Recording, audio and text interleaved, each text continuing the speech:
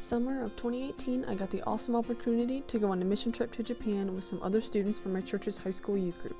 And to make things even better, I got to go yet again the summer after that in 2019.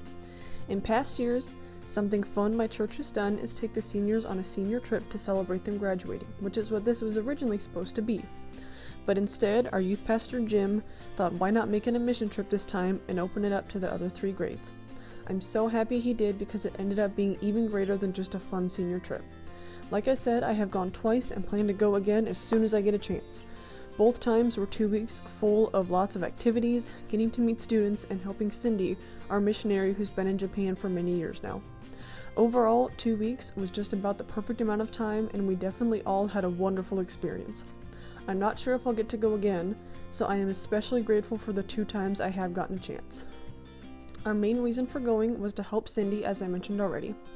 She is originally from our church back home, Liberty Christian Fellowship, and decided to move to Japan to become a missionary many years ago.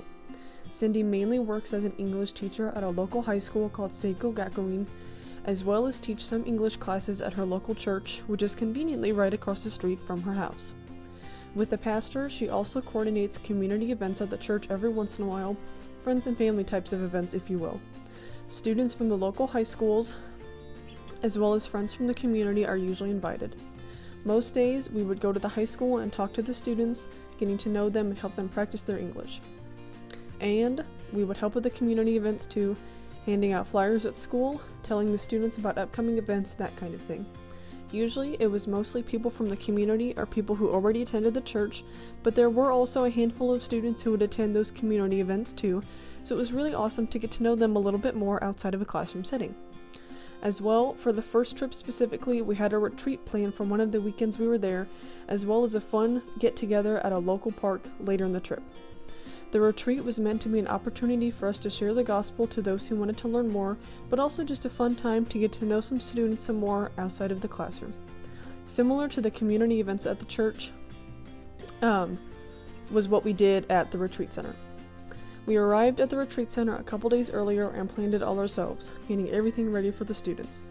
We planned many different activities and events, such as fun games to play, a time to worship or play some music if anyone wanted to do that, as well as some devotional kind of time if anyone was interested in talking to one of us about the gospel in greater detail. We of course gave everyone an option as to what they wanted to do, but if they did choose to have an interest in the gospel, we were more than welcome to share. There were a few people who did come to faith through the retreat we put on, which was very exciting for all of us. But overall, same as most events we had on the trip, we really just wanted to make new friends and get to know some new people while sharing the gospel whenever we got a chance. Unfortunately, we were unable to have the retreat when we went back the next year, but we still had plenty of fun events, and it was still a wonderful 2 weeks. As for the get-together at the local park, that was another specific thing we did on the first trip.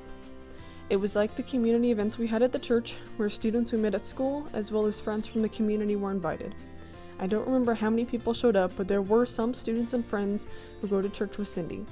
I don't remember the name of the park either, unfortunately, but it was a bigger park with a pond area, a couple playgrounds, plenty of space to have a picnic or something like that, as well as a super cool ropes course kind of thing that some friends of mine and I walked through. And to make things even better, there was also a historical area near the park that you could walk through. It had some historical houses with descriptions you could read, and I did that with some friends as well towards the end of our trip, and that was really interesting. It was cool to see what the houses used to look like and to read some of the history. Lastly, I'll talk about our visits to a couple other schools we visited while in Japan. Most days we went to Seiko Gakuin, as I mentioned already, to talk to Cindy's students, get to know them, help them practice their English and things like that. But each trip we went on, we also got to visit a second school, and a group of students would give us a tour and tell us all about their school.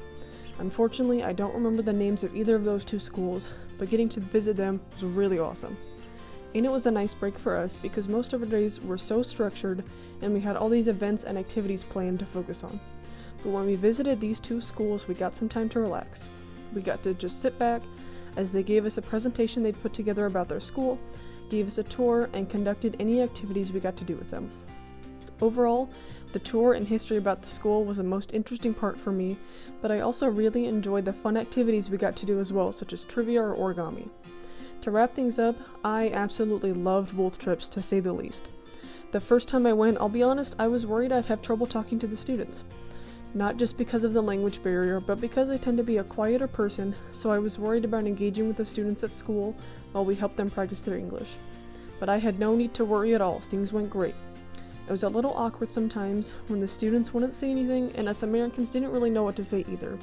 But overall, we were still able to have some amazing conversations with the students, getting to know them a bit, and in some cases, getting a chance to invite them to an event that we had planned.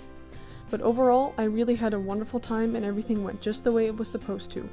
I felt incredibly peaceful and relaxed the entire time. I honestly did, because I knew everything was going to work out how it was supposed to, even times when we were hurried and stressed to get to the train in time to make it to school. I remember Cindy making a comment that I overheard on the first trip about how she was a little worried that things weren't going the way she planned or wanted them to. But some of us just reassured her that things were going great so far and that we were all having a wonderful time. Getting to visit Japan was one of the most amazing experiences I've ever had in my life so far, and I really hope I get to go again in the future.